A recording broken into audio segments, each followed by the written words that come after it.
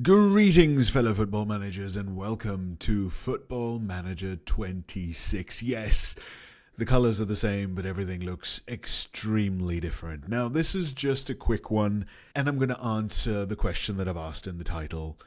You and I, we both know that I don't like clickbait, so 10 seconds in, am I refunding Football Manager 26? No. That's right, the answer is no. The pedants among you might realize that this is actually a full build. The game is released, so I'm about 3 days in. So I probably couldn't refund it if I wanted to anyway.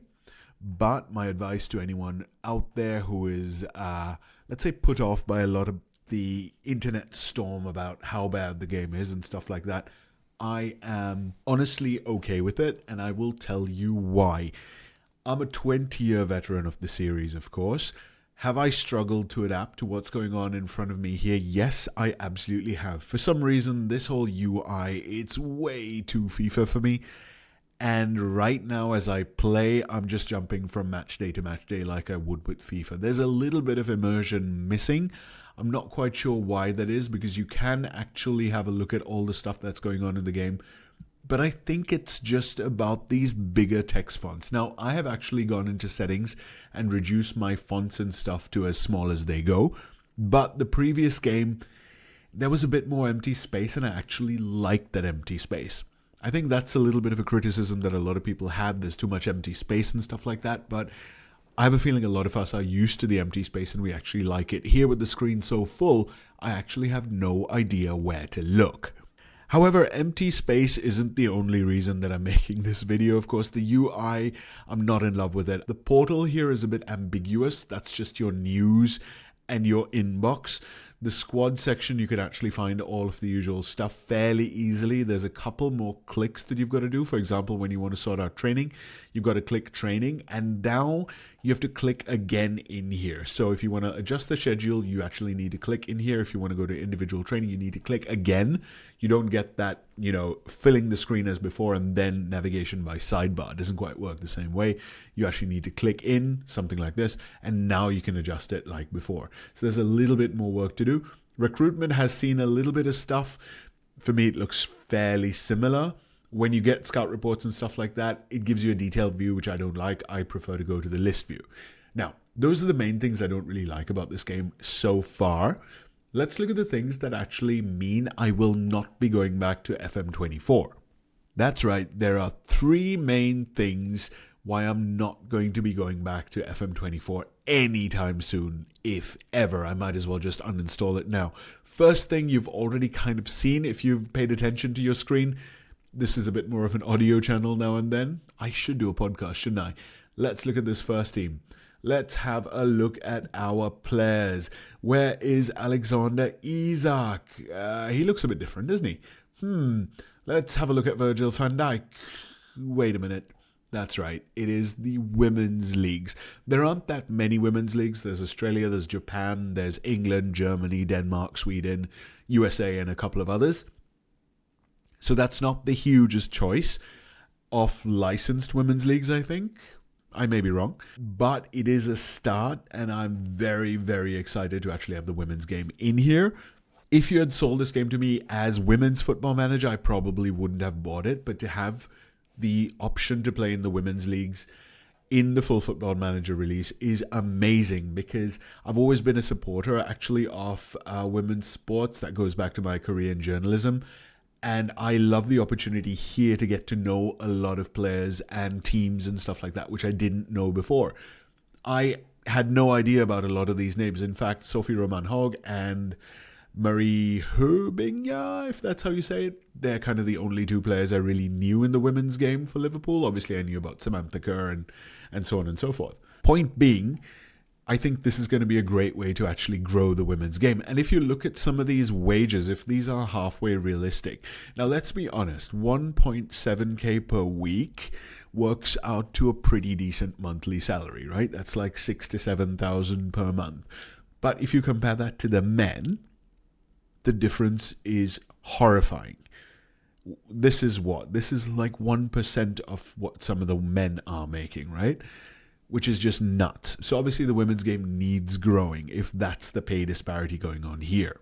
If you look at sports like tennis and golf and so on, the pay disparity is nowhere near as bad, and still they complain quite a lot. To be fair, that complaining has paid off, and it's been very fair. So, women's football, massive check. What is the next thing? Let's go to match day, which is where you find all of your tactics and stuff like that. This looks fairly similar. It's a bit too zoomed in for me again. There's just too much stuff on the screen suddenly. But the big innovation that has come out is out of possession formations. You can already see here that my in possession tactic and my out of possession shape, essentially, are very different. And that is one of the coolest things. You do need to be a little bit careful. I will go into this in other videos about the differences between in possession and out of possession. As you can see, I've only really changed 2 players' positions. The game will alert you if the difference is too big, but there could be a slight subtle difference, which again could be too big, but the game doesn't alert you. If the player is supposed to start here and then ends up here or something like that, it's a bit too much. So this is amazing, the fact that they've actually segregated that, and you have more granular control of what your team does out of possession. That is amazing, because before it was very ambiguous, and we kind of had to do it with duties. An attack duty fullback would be a little bit more aggressive, press a bit more, blah, blah, blah. You can now, you can't have an attack duty fullback anymore, but you can actually choose their behavior in 3 different ways. You can have a pressing fullback, where they get up and press.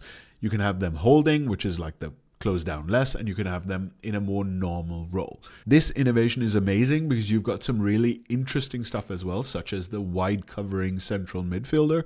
I really love this. So that's like, if you follow Liverpool at all, the Dominic Szoboszlai kind of role from last year, where you had Mo Salah staying up, more on that in a second, Trent being really aggressive, so the right-sided midfielder needed to get back on defense and kind of end up here. And you can actually see that when you click this, you actually see what your out of possession shape really looks like based on the different roles you've chosen. You can see here OWM Kiernan and TWM Holland.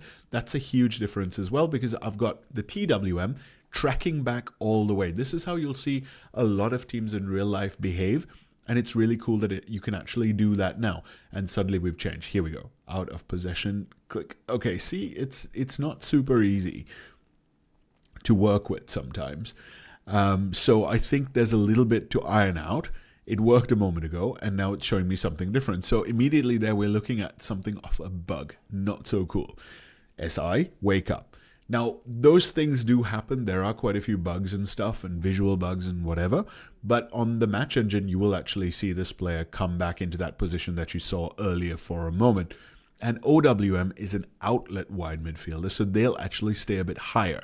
And I can see a lot of the time clearances that go out to the right-hand side get picked up by this player. And in possession, they're a winger. So she just charges up the field with the ball and gets me across to the other end. So you can develop little strategies and tactics like that very, very usefully.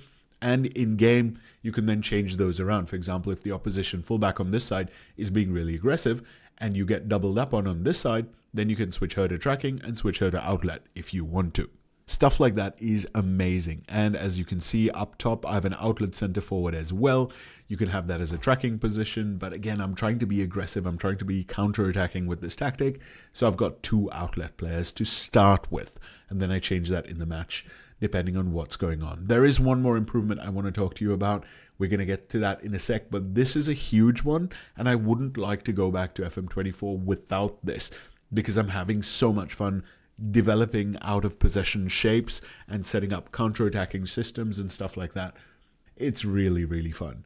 So again, if you are a new player, let it be known that this edition offers enough improvement to somebody like me who's been with the series for 20 years. And point of note, I have not bought every version. There's been a few versions that I skipped. I think I skipped FM22, for example, and a few others, FM17 maybe, or 18, something like that. I have skipped quite a few down the line. Not many, let's be honest, but quite a few. But this one I'm very, very happy with at the moment, despite all of the slight issues, like we just saw, that come up here and there. Crashes, there aren't that many on this build. We've gone to on day 1, the build was crashy. There was a public beta, which is now in the main line of the game, which is this. It's a bit less crashy. I haven't experienced any crashes at all yet on this particular build of the game. Now, let's go into a match. I'm going to show you the third thing that I really love about Football Manager 26. And we're back. We've done all the media stuff and we are going into this game against Manchester City. I'm just going to let this soak a little bit. This all looks kind of good. It looks just like what you see on the TV on broadcasts, which is kind of cool. It's a nice touch. You get the stadium view like this. A lot of empty seats, I guess, because it's women's football. And all of this, the quality is quite nice. Let's jump across to kickoff. The engine obviously looks pretty good. The animations are really, really nice. Some of them are a little bit off here and there, but generally speaking, I'm enjoying this. However, what I want to talk about has nothing to do with this part of the match engine. This is really interesting. This dynamic mode thing is quite cool. I love this as a touch. I'll get into more of this later on. And if you didn't realize, you need to turn it off before you can change the highlight regularity. I'm just going to go to key here, and I'm going to drop this a little bit so that I can talk. And we go dynamic mode back on and close. So let's just watch Manchester City destroy me for a moment. Ooh, good save. Very nice.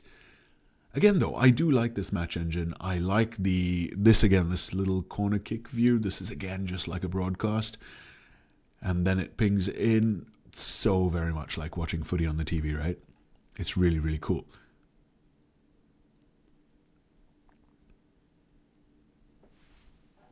Okay, can we get out? Yes, we can. Here we are. This is what I wanted to talk to you about. Now, let's be honest. There's not that much data. I would like to see a little bit more data. But you get all of these views, the opposition team shape, and their ratings, your team shape, your ratings, all of that is really good to have.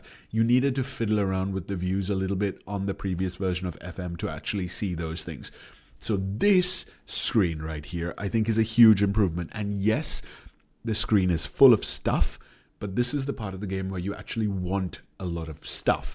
And it kind of is the right stuff. I'm pretty sure this is configurable. I haven't checked that. It could be configurable, not sure. However, it isn't even the fact that I like this screen. It's the fact that I like this stuff in the middle. Look at this. This is the old 2D match engine. Check it out. The 2D match engine is still alive, and it's in here when you don't have a highlight. What does that mean? You can actually watch what's going on. You can kind of see where the play is, what's happening. You can fiddle around with the speed. I just did that a moment ago. Match speed between highlights. Take it down to, let's say, 10x for now. And then watch. Look at this. You can actually watch the match, see where the play is, see what is going on, see whether your defense is keeping the ball in front of you, see whether the pressing is actually working, see if you're able to advance the ball up the pitch, which we are. We're actually keeping it in the Manchester City midfield quite a bit, which is great, but they're penetrating up the left-hand side is what I've noticed so far.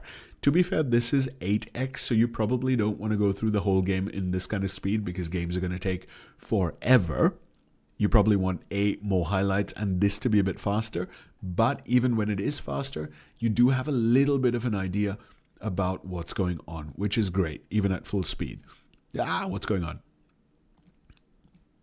Here we are. 20x, dynamic mode, back to comprehensive, which is how I like it, dynamic mode on, and 30x, great. Those were my original settings again. But I love the fact that the 2D match engine is there, so you don't feel as if the game is cheating you. You can kind of have an idea about where the ball is, what's going on. You know, if your pressing's kind of working or not, you can kind of see where the ball's pinging back and forth from. Like here, I can see that it's kind of in my half, but it's in front of my defense. They're not penetrating too much, which is great. This, I think, is the real winner for me, and I don't think I can go back to FM24 without knowing what's going on when I'm not in highlight mode. Even though I play comprehensive, I love seeing these little highlights. I sit back and I enjoy my Football Manager experience. I don't try and play a season a day kind of thing.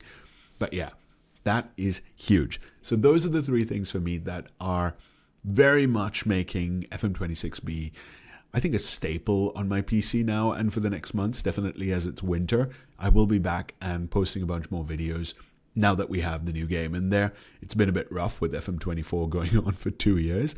But yeah, very much enjoying it so far. And I hope you are too. To be honest, guys, it's only going to get better as patches and stuff come on. And maybe in the next couple of years, the next versions, 27, 28, we'll keep building on this, hopefully, and making it better and better. Thank you very much for watching. I hope you have a fantastic day. I will talk to you again in the comments below.